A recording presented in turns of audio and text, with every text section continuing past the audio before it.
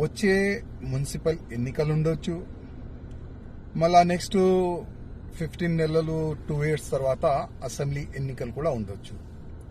దాంట్లో బీజేపీ జనసేన పొత్తు ఉంటుందా లేదా అని ఒక చర్చ నడుస్తుంది. నేనైతే జనసేన అధినేత శ్రీ పవన్ కళ్యాణ్ గారికి చెప్పేది ఒకటే, మీరు కూడా తెలంగాణలో జనసేన క్యాండిడేట్లు పెడితే చాలా బాగుంటుంది. ఎందుకంటే దాదాపు 2014 నుంచి మా వాళ్ళు కాంప్రమైజ్ రాజకీయం చేస్తున్నారు. దానివల్ల మా పార్టీకి చాలా అంటే చాలా నష్టం జరిగింది. అందుకోసం ఇప్పుడు ఉన్న యువకులకి పవన్ కళ్యాణ్ గారంటే చాలా మంచిగా అభిమానం ఉన్నది.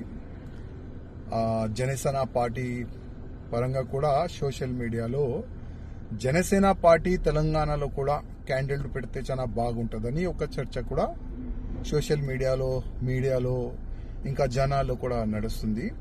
అందుకోసం దీనిపైన ఒకసారి ఆలోచన చేస్తే చాలా బాగుంటుందని మా పవన్ కళ్యాణ్ గారికి నా ఒక రిక్వెస్ట్ అనుకోండి, అభిప్రాయం అనుకోండి.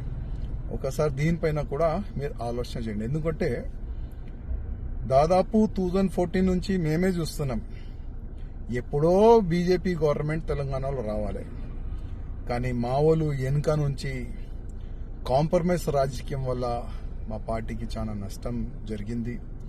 ఉన్న మా పార్టీ క్యాడర్ని చూడరు, సీనియర్ని పక్క పెట్టేస్తారు.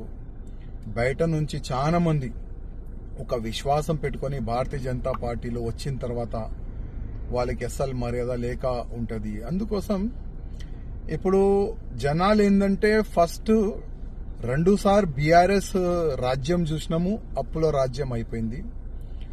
రేవంత్ రెడ్డి కాంగ్రెస్ రాజ్యం చూస్తున్నాము, ఇంకా కూడా అప్పుల రాజ్యం అయిపోయింది.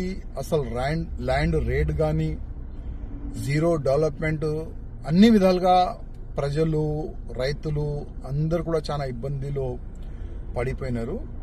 నెక్స్ట్ ఏ పార్టీకి ఓటేసి గెలిపిద్దాం, ఎవరిని మనం ముఖ్యమంత్రి చేద్దామని ప్రజల్లో కొద్దిగా నడుస్తుంది.